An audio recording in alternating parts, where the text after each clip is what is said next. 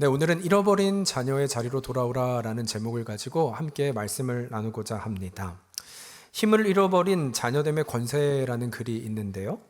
거기에서 발췌된 내용을 보면 역사적으로 신분에 대한 인식의 변화를 설명하고 있습니다.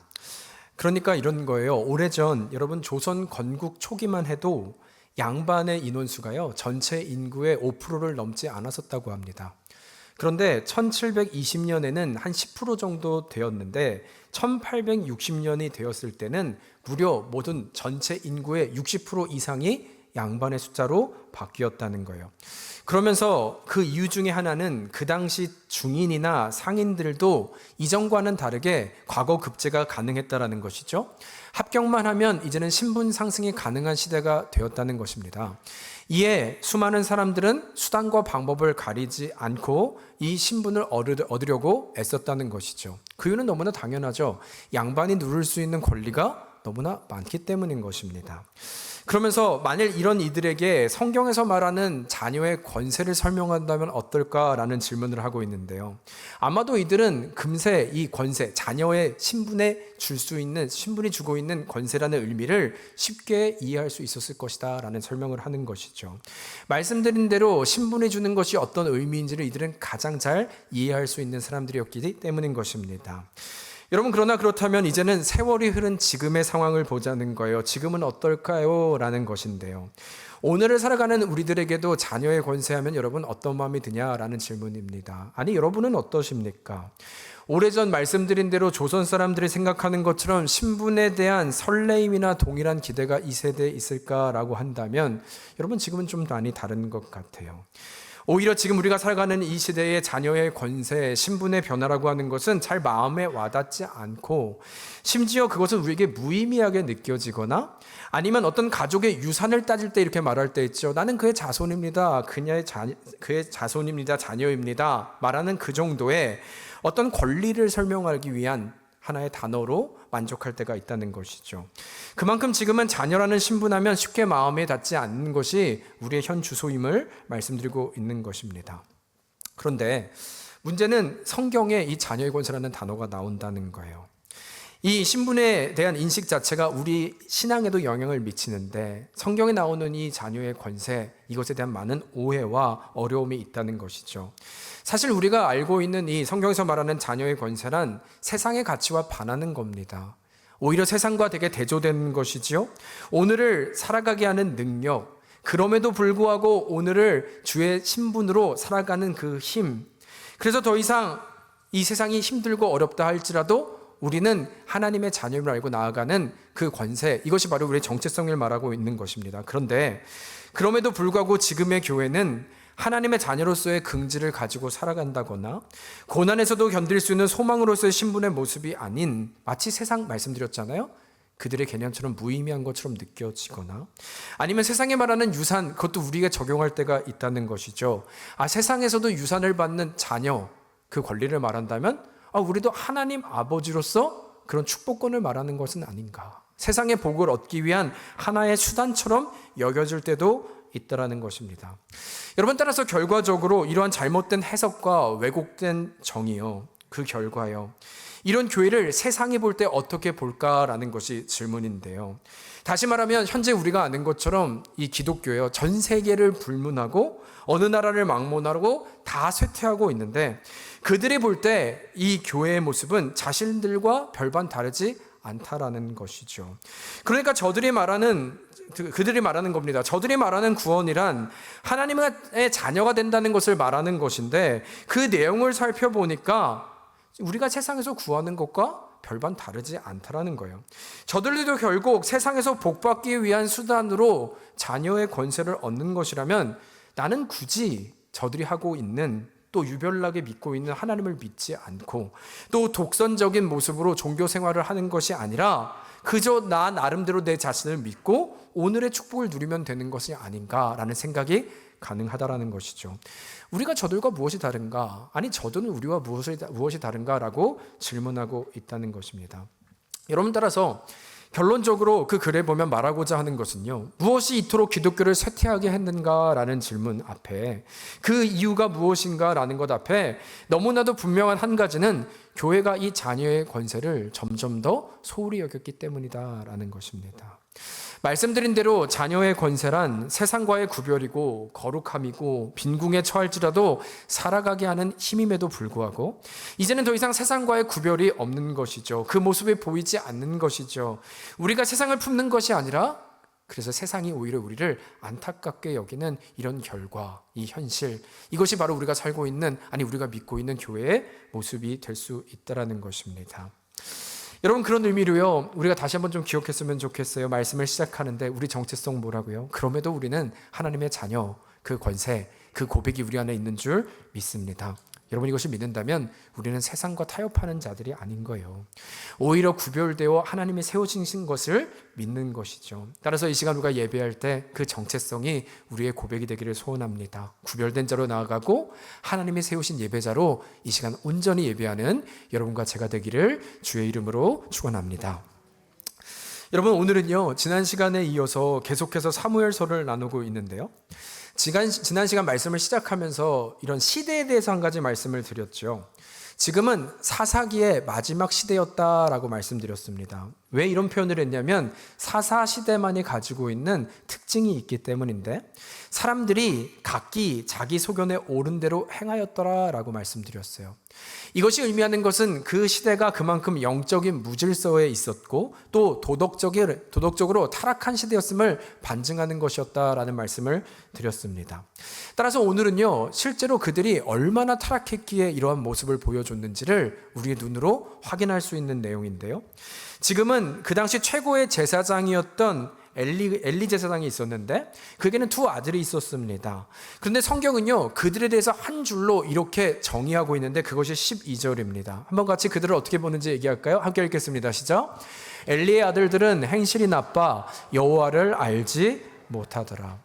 여러분, 이 구절이 사실 굉장히 충격적인 것은 그의 아버지가 엘리 제사장이었다 그랬잖아요. 그 당시 아버지가 제사장이었으면 그 아들들도 자연히 뭐가 되는 거예요? 레위 족속이기 때문에 제사장이란 말입니다.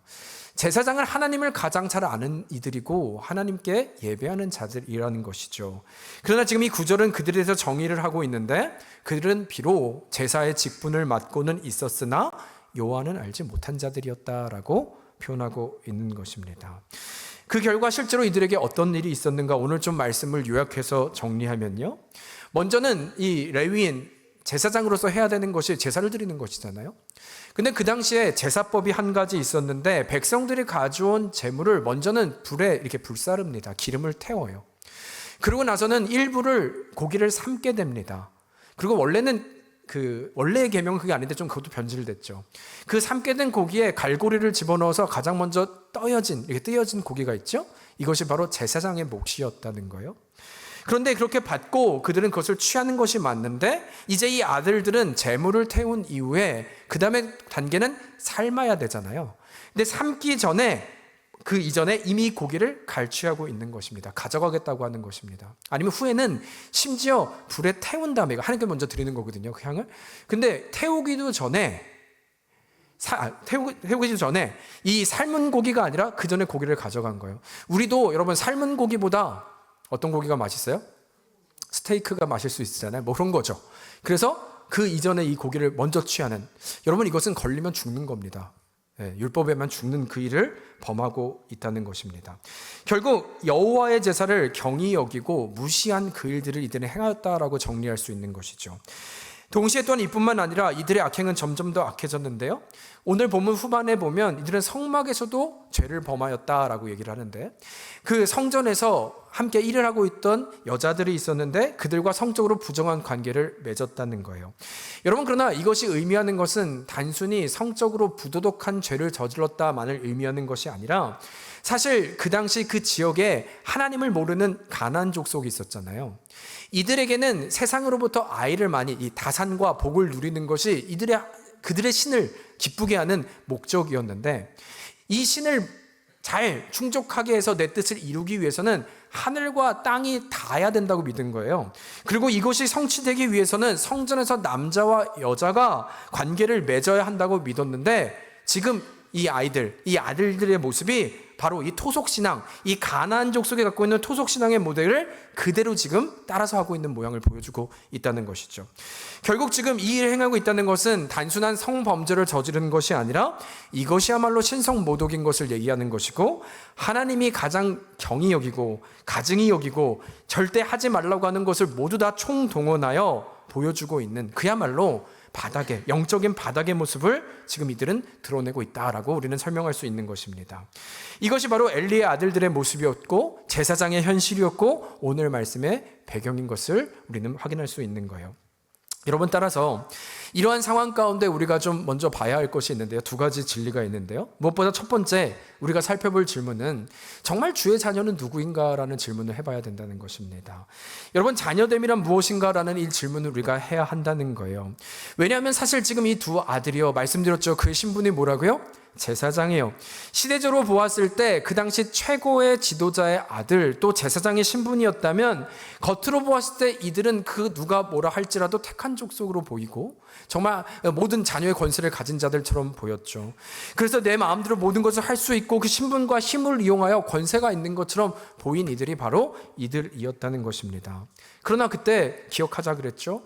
그럼에도 불구하고 겉으로는 그렇게 보였지만 성경은, 하나님은 그들을 어떻게 보았느냐라고 할 때 그들은 여전히 하나님을 알지 못했다라는 것입니다. 여러분, 다시 말하면 주의 자녀는 누구인가라고 할 때 그 신분과 그 은혜는 우리에게 어느 순간 자연히 또 자동적으로 주어지는 것, 부여되는 것이 아님을 성경은 말씀하고 있다는 거예요. 여러분, 이것은 마치 로마서에서 우리에게 말씀하신 것이죠. 이것은 결코 너의 혈통이나 할례로 너희가 나의 자녀가 될 수 없다. 요한복음에서도 이거는 혈통으로나 육적으로 난 이들이 아니다라고 말씀하신 것과 동일한 이치인 것입니다. 여러분, 그래서 오늘 25절에 보면, 상반절에 보면 이렇게 이야기를 해요. 사람이 사람에게 범죄하면 하나님이 심판하시려니와 만일 사람이 여호와께 범죄하면 누가 그를 위하여 간구하겠느냐. 지금 이 말은 죄를 범하고 있는 아들들에게 아버지 엘리가 지금 말하는 거예요. 사람이 범죄하면 하나님이 중재하실 수 있는데 너희가 하나님께 범죄하면 그 누가 이것을 테이크케어할 수 있겠는가라고 지금 말씀하고 있는 것이죠. 누가 도울 수 있겠냐는 거예요. 즉 이들은 제사장이라고 하는 타이틀이 있지만 그것이 나를 구원할 수 있을 거라고 믿었지만 아니요, 구원은 결코 그렇게 이루어지지 않음을 말씀하고 있는 것이죠. 혈통으로나 아니 그 자리에 있다 할지라도 자동적으로 부여되는 것이 결코 아님을 우리는 기억해야 한다는 것입니다. 그런가 하면 두 번째요. 그렇다면 진정한 하나님의 자녀는 누구인가? 우리는 어떻게 구별되는가라고 할 때 여러분, 겉으로 보이는 모습이 아니라 오히려 이들이 말하고 있는 것과 반대죠. 열매를 통해서 알 수 있는 거예요. 신분과 출신이 아니라 열매를 통해서 보게 된다는 것입니다. 다시 말하면 여러분, 진정한 제사장이라면 무엇입니까? 제사장은 하나님이 말씀하신 대로 그대로 행하는 자예요. 다시 하나님이 말씀하신 대로 그대로 행하는 것. 여러분, 제사장을 굉장히 우리는 고귀하게 생각하는데 한번 생각해 보세요. 제사장이 하루 종일 무슨 일 하는지 아세요? 백성이 소나 양을 갖고 오면 잡잖아요. 하루 종일 피 보는 직업이 바로 제사장이에요.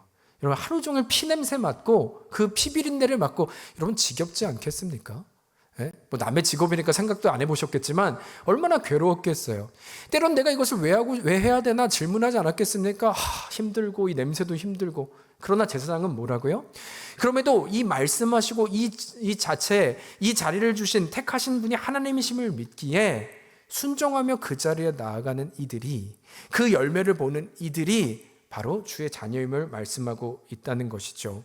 나로 왕 같은 제사장을 되게 하여 주셨다면 기울음을 태우라 하면 태우는 것이고 갈고리를 태워서 먼저 걸리는 것이 너희 것이라고 하면 그것을 취하는 것이고, 이것이 만나라면 오늘 나에게 주신 만나임을 알고 이것이 나에게 주어진 일용한 양식임을 알면 더 이상 바라는 것이 아니라 순종하며 그것을 의지하며 하나님의 말씀을 따라 사는 이들이 진정한 주의 자녀임을 말씀하고 있다는 것입니다. 아니면 성전은 어때요? 예배함이라는 것은 어때요? 예배는 드리고 내 인간의 욕심으로 사는 이들이 아니라 우리를 왕 같은 제사장으로 부르셨다면 우리도 이제는 그것을 알아. 내 욕심과 내 의와 내가 원하는 것을 이루기 위한 예배가 아니라 주님의 뜻을 묻고 그 주님의 말씀대로 살아가고자 하는 그 열매, 그 자리, 이들이 바로 주의 자녀임을 말씀하고 있다는 것입니다. 여러분, 따라서 저는 오늘 말씀을 보면서 사실은 좀 조심스러운 말씀을 전해야 될 것 같은데요. 이런 논리와 또 성경에 말씀하신 진리 앞에 여러분 자신, 우리 자신을 좀 한번 다시 봐야 하는 것은, 이것이 우리에게 주시는 메시지는 비록 우리가 이 자리에 함께 예배를 드린다 할지라도요, 여러분 어떻게 보면 이 예배 자리에 있는 우리 모두 다가 이 자리에 있다는 것만으로 구원이 보장되느냐라고 할 때 죄송한 말씀이지만 아닐 수 있음을 우리는 기억해야 돼요. 내가 예배를 20년 다녔는데요, 30년 다녔는데요 라고 하는 그 자체가 나에게 구원을 보장하는 수단이 되느냐라고 할 때 보장할 수 없다는 이야기입니다. 그럴 수 없다는 이야기입니다. 여러분, 따라서 제가 이 말을 진심으로 좀 드리는 이유는, 혹시 우리 중에 몸은 이곳에 있지만 이 아들처럼 우리의 삶의 열매가 보이지 않는 분이 있습니까? 하나님을 향한 믿음과 또 이 말씀 가운데 씨름이 없잖아요. 그렇다면 한번 우리에게 진지하게 질문해 봐야 한다는 거예요. 내가 정말 믿고 있는 것이 무엇인가? 내가 정말 바르게 가고 있는가? 나에게 정말 그 예수 그리스도에 대한 신앙이 있는가를 진지하게 질문해 보셔야 한다는 것입니다. 여러분, 그럼에도 제가 이 말씀을 드리는 이유는 무슨 정죄하고 여러분 겁주려고 하는 것이 아니라, 그런 모습을 정직하게 여러분에게 이 시간 보게 된다면 여러분, 이것은 저의 하나님의 은혜라고 생각을 하는데요, 그때는 괜찮은 거예요. 어떻게 하면 되냐면 그때는 하나님 앞에 탄식하면 됩니다. 하나님, 저에게 은혜를 더하여 주시옵소서. 나를 불쌍히 여겨 주시옵소서. 저에게 그 마음이 없어요. 여러분, 제가 이 탄식하면 된다고 하는 이유와 근거는 뭐냐면, 그 마음까지도 우리의 인간으로 가질 수 없는 생각이고 하나님이 주셔야지만 가능한 생각이기 때문인 줄 믿습니다. 하나님이 주신 마음이면요, 가능한 거예요. 저는 그러하게 믿는 거예요. 하나님이 이 마음을 주시고 이 긍휼함을 더하여 주시고 그 긍휼함으로 말미암아 이루어 가시는 하나님을 믿는다면, 우리가 이 탄식하는 앞에 하나님은 지금도 우리와 함께 하여 주셔서 이전의 모습과 다른 주여 나에게 은혜를 주시옵소서 구하기 시작할 때, 하나님이 우리에게 그 놀라운 믿음과 은혜와 순종함을 더하여 주셔서 이제는 이전과 다른 한 걸음 더 나아가는 자녀의 권세로 우리를 살게 하실 줄 믿습니다. 이 고백이요, 하나님 나를 도와주시옵소서. 우리에게 정직한 고백 앞에 은혜를 주시옵소서. 이 고백으로 나아가는 여러분과 제가 되기를 주의 이름으로 축원합니다.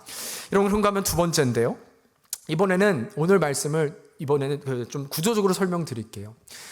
오늘 이 구조적으로 좀 세 파트로 저희가 읽은 구조를 설명할 수 있는데, 첫 번째 단락은 저희가 읽은 것처럼 엘리의 두 아들의 악행에 대해서 드러나고 있고, 두 번째 단락은 잠시 사무엘에 대해서 설명을 하고 있다가 다시 세 번째 단락으로 들어와서는요, 이 두 아들들의 악행이 반복되어서 지금 설명되는 있는 것을 볼 수 있습니다. 그러니까 악행이 지금 가운데를 끼고 반복되고 있다는 거예요. 강조되고 있다는 것이죠. 그런데 여기서 첫 번째 단락과 좀 다른 점이 한 가지 있다면 바로 등장인물의 변화입니다. 이제는 이 아들 외에 그의 아버지 엘리 제사장이 세 번째 단락에 동시에 등장하고 있는데, 조금 더 정확히 말하면 마치 한 무대에 아들들과 아버지가 같이 있었는데, 이전까지는 스팟라이트이 아들에게 비춰지다가 그 방향이 아버지에게 지금 재조명되고 있는 이 상황인 것을 보게 된다는 거예요. 옮겨주고 있다는 것입니다. 결국 여러분, 이 장면이 의미하는 것은 결코 지금 이 아들들의 타락과 이 아버지 엘리와의 관계가 무관하지 않다는 것을 의미하고 있다는 것이고, 동시에 그렇다면 이 근본적인 책임은 무엇인가라는 질문을 할 때 하나님이 세우신 제사장으로 그의 자리와 역할이 있었음을 말하고 있다는 것입니다. 둘의 관계가, 아들이 악행을 행한 것, 그것이 아버지와 무관하지 않게 성경은 지금 재조명을 하고 있다는 것이고, 무엇이 문제였는가라고 하면 제사장으로서 지켜야 될 자리와 역할이 있는데 그것을 잊고 있었다. 따라서 우리는 그것을 기억해야 된다 말하는 거예요. 여러분, 이것이 우리에게 중요한 이유는 베드로전서에, 조금 전 제가 말씀드린 것처럼 너희는 택하신 족속이요라고 하기 이전에 너희는 왕같은 제사장, 바로 우리에게 하신 말씀이기 때문인 것입니다. 여러분, 그 말은 어떻게 해석할 수 있어요? 우리에게 또한 우리에게 주어진 자리와 역할이 있는데, 이 역할을 감당하지 못할 때 우리는 영향력을 흘려보낼 것이고, 이 영향력으로 말미암아 그 누군가의 악행, 그 영향력을 우리에게 줄 수 있는 자리를 말하고 있는 것입니다. 이에 우리 또한 경계해야 될 것이 있다. 우리 가운데 잊어서는 안 되는 것이 있다. 이 제사장 엘리의 모습을 보면서 우리에게 주시는 경종을 울려야 하는, 기억해야 되는 메시지가 있음을 바로 오늘 말씀을 통하여 전하고 있다는 것입니다. 그렇다면 그 한 가지가 무엇인가라고 할 때 오늘의 메시지인데요, 특별히 무엇보다 우리가 경계해야 할 것이 있다면 여러분, 무능함이 아니라 무기력함이 우리가 경계해야 될 대상임을 기억해야 한다는 것입니다. 무능력함이 아니라 무기력함이라는 거예요. 여러분, 먼저는 28절입니다. 이 구절을 보면 실제로 하나님께서 엘리를 제사장으로 세우실 때 그를 어떻게 세우셨는지, 그의 부르심과 역할에 대해서 말씀을 하시는데요, 이렇게 말씀하세요. 이스라엘 모든 지파 중에서 내가 그를 택하여 내 제사장으로 삼아 그가 내 제단에 올라 분향하며 내 앞에서 에봇을 입게 하지 아니하였느냐? 이스라엘 자손이 드리는 모든 화제를 내가 내 조상의 집에 주지 아니하였느냐? 말씀드린 대로 제사장의 역할은 철저하게 하나님의 말씀대로 또 방법대로 모든 것을 수행하는 것에 있었다는 것이죠. 그런데 문제는 우리가 아는 것처럼 그의 아들들은 그 제사장직을 바로 섬기지 않고 죄악을 행했다는 것입니다. 그런데 이때 이것을 알게 된 이제 그 다음 절에 보면 이제 아버지 엘리의 반응인데 23절과 24절입니다. 제가 읽을게요. 23절. 그들에게 이르되 너희가 어찌하여 이런 일을 하느냐? 내가 너희의 악행을 이 모든 백성에게서 듣노라. 함께 읽겠습니다. 시작. 내 아들들아,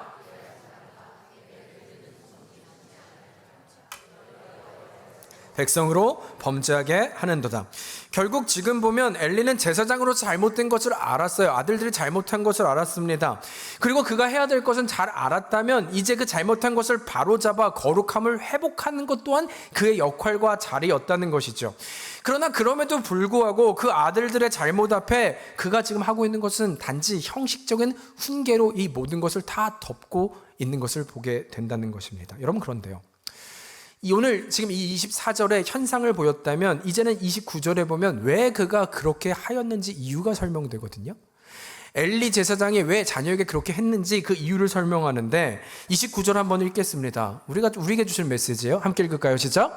너희는 어찌하여 내가 내 처소에서 명령한 내 재물과 예물을 밟으며 내 아들들보다 나보다 더 중히 여겨 내 백성 이스라엘에 드리는 가장 좋은 것으로 너희들을 살찌게 하느냐? 여러분, 어렵지 않죠? 한마디로 말하면 내 아들들을 나보다 더 중히 여겼다는 것입니다. 그러니까 하나님보다 아들들을 더 중히 여긴 사랑 때문에 너는 이 솜방망이 처벌을 한 것이다 라고 하는 것이 오늘 성경에 기록된 거예요. 여러분, 그러나 한번 생각해 보세요. 우리가 좀 다시 한번 생각해 보고자 하는 것은 여기에서 내 아들들을 나보다 더 중히 여겼다는 이 표현이요, 겉으로 보아서는 그들을 너무나 사랑했기 때문이라고 하지만 누군가 이런 말을 하더라고요. 이런 질문을 하더라고요. 그가 정말 아들을 사랑했던 것일까? 그가 정말 아들을 사랑했던 것일까? 그리고 이에 대한 좀 해석을 하고 있는데요. 왜냐하면 여러분, 사랑이라는 것이 무엇입니까? 만일 사랑이라는 것이 상대방이 원하는 것을 다 하게 해주는 거라고 한번 치죠. 지금 엘리 아버지가 자녀를 너무나 사랑해서 그가 하고자 하는 걸 모두 다 하게 해주는 것이죠. 그러니까 저에게도 저희가 아이가 있는데 이 아이를 사랑하기 때문에 아이가 원하는 것을 다 서포트하고 도와주는 걸 이것을 사랑이라고 한다면 저는 그렇게 서포트할 수 있다는 것입니다. 이와 마찬가지로 따라서 이 논리가 맞다면 제사장 엘리, 제가 말씀드린 대로 하나님보다 그들을 더 중히 여겼다는 이 말은 그들을 너무나 사랑했기 때문에 결코 그들은 안 되는, 제사에 손을 대서도 안 되지만 그를 사랑했기 때문에 말릴 수가 없었던 것이고, 아니 심지어 그것을 걸리면 그들은 죽게 된다 그랬잖아요. 재물에 손을 대고 성전에서 죄를 범하면 그들은 죽게 되잖아요. 그러나 그런데도 할지라도 만일 내가 이들을 너무나 사랑하기 때문에 그 죄를 범하는 것을 알매도 불구하고 어쩔 수 없었다면 이 논리라면 그 엘리는 아들을 사랑한 게 맞습니다.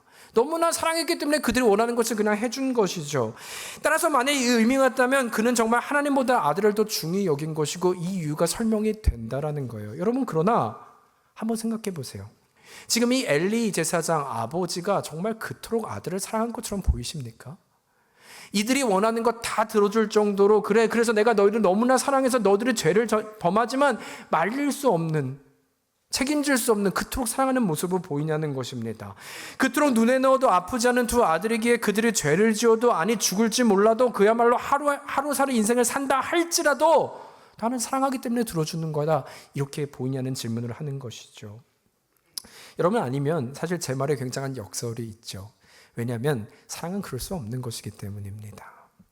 여러분, 어느 부모가 그 자녀가 그 일을 행하면 죽는다는 것을 아는데도 불구하고 그것을 얼라우할 수 있을까요? 허락할 수 있을까요? 만일 자녀 뒤에 낭떠러지가 있는데 자녀가 저 낭떠러지를 뛰기를 너무나 원한다는 것이죠. 어떤 그 부모가 내가 너를 사랑하니까 네가 원한 대로 그냥 뛰어라고 말할 수 있겠습니까? 그 길은 그냥 사망인 것을요. 여러분, 이렇게 말한다면 그것은 부모가 아닌 것입니다. 사랑이라고 말할 수 없다는 거예요. 말씀드리고자 하는 건 그가 아들들을 하나님보다 중히 여겼다고 하는 것은 그 사랑을 말하는 것이 아니라는 거예요.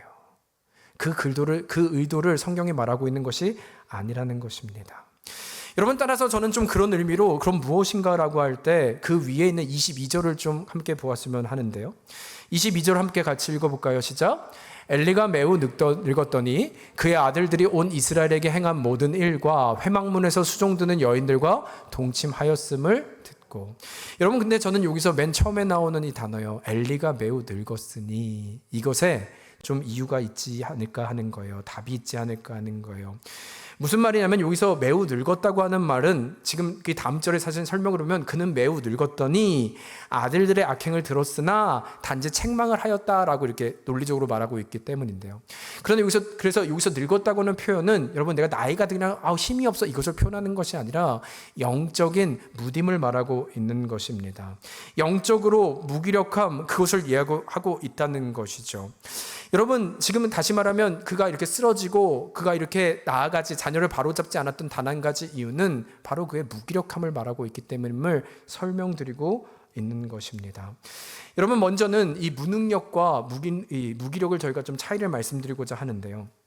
무능력함은 이런 거예요. 내가 너무나 고치고 싶고 잘하고 싶지만 잘할 수 없는 능력이 바로 무능력이지 않습니까? 잘해야 되는데 잘 안 되는 거예요. 여러분, 마치 지난 시간 우리가 보았던 한나의 기도요. 아이를 낳고 싶지만 할 수 없는 것입니다. 이게 무능력함이죠. 내가 할 수 없기 때문인 것입니다. 주님, 제가 능력이 되지 않습니다. 여러분, 그러나 이때 하나님은요, 그런 그의 무능력함을 책망하지 않으십니다. 오히려 하나님은 그런 기도를 받으시는 분이죠. 도저히 주는 제 능력이 되지 않아 주님 앞에 울 뿐입니다. 절박합니다. 힘듭니다라고 말하는 것. 그래서 내가 너무나 나약합니다라고 하는 것. 그러나 이때 우리 주님은요, 오히려 우리를 위로하세요. 그래서 우리 주님은 이때 우리에게 이런 말씀하시죠. 시편 18편 2절에 보면 여호와는 나의 반석이시요 나의 요새시요 나를 건지시는 이시요 나의 하나님이시요 내가 그 안에 피할 나의 바위시요 나의 방패이시요 나의 구원의 뿌리시요 나의 산성이시로다. 아멘. 우리의 연약함을 고백할 때 주님은 우리를 보호하시고 인도하시는 하나님이심을 말씀하고 있다는 것입니다. 또한 성경은요, 이 무능력함에 대해서 책망하지 않는 것은 우리가 아는 달란트 비유를 기억하십니까?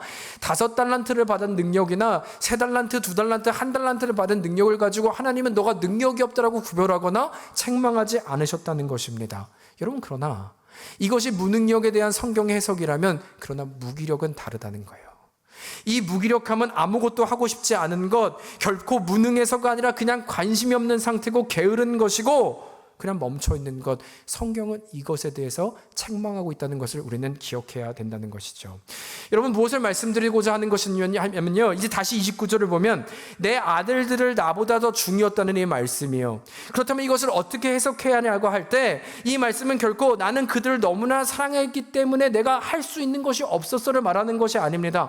그 정도로 내가 그들을 사랑했기 때문에 나는 그들을 책망할 수도 없었어요를 말하는 것이 아니라 오히려 그는 하나님의 말씀을, 하나님의 뜻을 경히 여긴 태도를 말하는 거예요. 다시 말하면 그분의 말씀과 명령 앞에서 하나님의 뜻이 있음에도 불구하고 저들이 그래서 저렇게 악행을 행하면서도 악행을 저지르고 저런 잘못된 모습을 저지른다 할지라도 모든 것을 귀찮게 여기는 그의 게으름에 내 속에 있는 아들들을 말하는 것입니다. 하나님의 말씀 앞에서도 내 안에서 여전히 멈추고 싶고 게으르고 싶고 귀찮고 무기력하고자 하는 내 인생의 아들들을 표현하고 있다는 것이죠. 그 무기력함, 그 멈춰짐, 이제껏 내가 살아온 나만의 세상의 법칙을 말하는 것입니다. 그 누군가는 하겠지. 그 누군가는 인도하시겠지. 하나님이 뭔가 또 답을 주시겠지라고 하는 이제껏 살아온 내버려둔 그 무기력함의 아들들, 내 안에 있는 그 습관, 버릇, 깨어있지 못함, 조금도 움직이지 않는 그 귀차니즘. 여러분, 제사장이라고 하는데 그래서 후에는 하나님께서 사무엘을 3번이나 불렀을 때 엘리는 무슨 말인지 이해하지 못했습니다. 영적인 둔감함을 말하고 있다는 것이죠. 그런데 그 둔감함과 그 귀찮으짐과 그 무기력을 그는 하나님보다 더 사랑했다라고 말하고 있는 거예요. 그 아들들을 품고 움직이지 않았다라고 말을 하고 있다는 것입니다. 여러분, 그러나 그런 의미에서 우리가 좀 후회 보겠지만 사무엘상 12장에 보면요, 이 엘리가 매우 늙었더라 말할 때 마치 대조적으로 한 인물이 나옵니다. 그 인물도 늙었더라 해요. 누구냐면 은퇴를 하게 되는 바로 사무엘입니다. 12장에 사무엘이 등장을 하는데요, 그의 유언처럼 하는 그 고백이 있어요. 그것이 바로 12장 23절인데 그가 이렇게 고백합니다. 함께 읽을까요? 시작. 나는 너희를 위하여 기도하기를 쉬는 죄를 여호와 앞에 결단코 범하지 아니하고 선하고 의로운 길을 너희에게 가르칠 것이다. 여러분, 보이시는지 모르겠어요. 엘리도 매우 늙었습니다. 사무엘도 매우 늙었습니다. 이제는 다 끝나고 우리는 리타이어먼트 쉬고자 합니다. 무기력함입니다. 나는 이제 끝났고 어떻게든 되겠지. 매너리즘에 빠져있는 그 모습이 있습니다. 사무엘은 어땠을까요? 그도 끝났습니다. 다 내려놓습니다. 아니, 그가 내려놓는다 할지라도 그 누가 뭐라고 할 수 있겠습니까? 그런데 놀라운 것은 그의 마지막에 예언을 보면, 그 유언을 보면 은퇴의 마지막 자리에서도 나는 너희를 위하여 기도하기를 쉬는 죄를 여호와 앞에 결단코 범하지 않겠다라고 얘기를 합니다.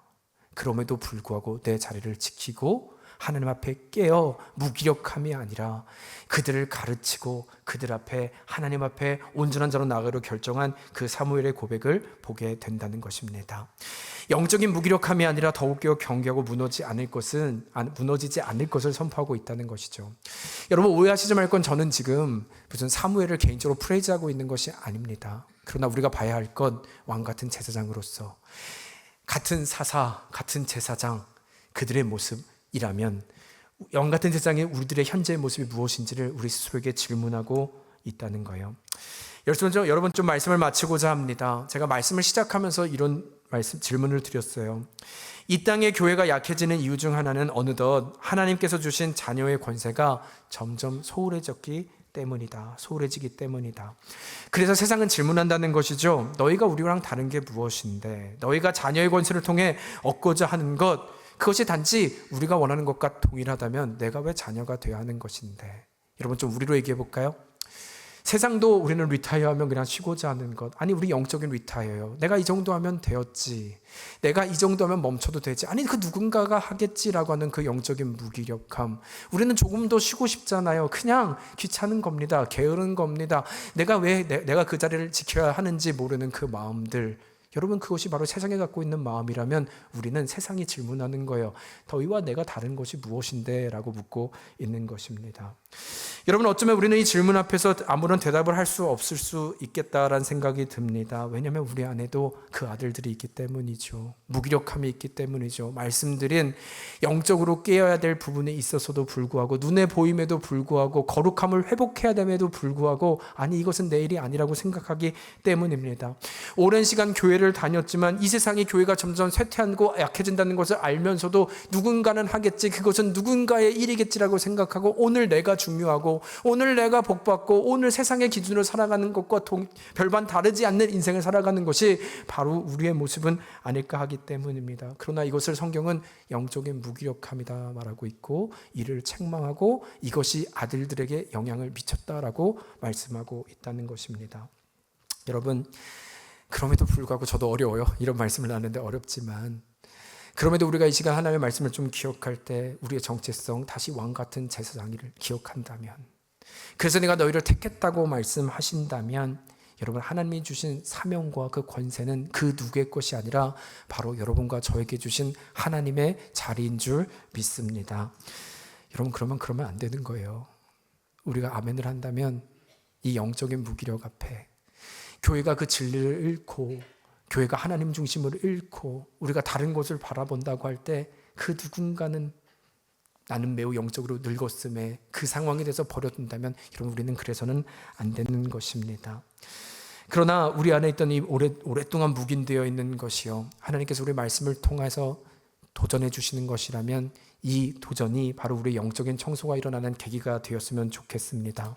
언젠가부터 우리는 너무나 반복되어 있던, 묵혀있던 것이 있지는 않습니까?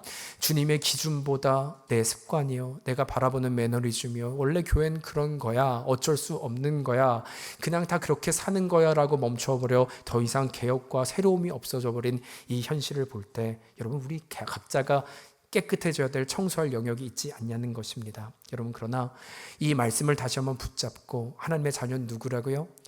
그 신분과 혈통이 아니라 하나님이 주신 말씀을 붙들고 살아나는 제사장이 되는 것이라면, 우리가 다시 한번 일어나, 이 영적인 깨어남으로 일어나, 매우 늙었더라가 아니라 다시 일어나 기도를 쉬는 죄를 범하지 않겠다는 그것이 바로 우리 고백이 되어 나아갈 때, 저는 믿습니다, 하나님께서 이 고백을 통하여 주의 나라를 이루실 줄 믿습니다. 그 영향을 통해서 여러분들이 가정에서 살아날 때 가정이 하나님의 나라가 될 줄로 믿습니다. 내가 누워있는 것이 아니라 세상은 그런 거야 하고 뭉쳐있는 인생이 아니라, 일어나 그 가정에서, 직장에서 살아나기 시작할 때 그곳은 저들은 누구인데 질문하는 놀라운 역사가 일어날 줄로 믿습니다. 우리 안에, 이 공동체 안에 그것이 하나님의 예배임을 알고 이제는 그 순결함을 회복하여 진리를 붙들고 나아가는 예배가 되기 시작할 때 하나님이 세우시는 온전한 교회로 이루실 줄 믿습니다. 이 고백이 바로 여러분과 저의 신앙이 되어 살아내 매우 늙었더라가 아니라 베델교회는 더욱더 일어났더라에 하나님이 보시기에 흡족한 주의 자녀의 이름과 명패가 붙어지는 은혜가 있기를 주님의 이름으로 축원합니다. 여러분, 우리 그 마음으로 함께 같이 찬양을 할까요?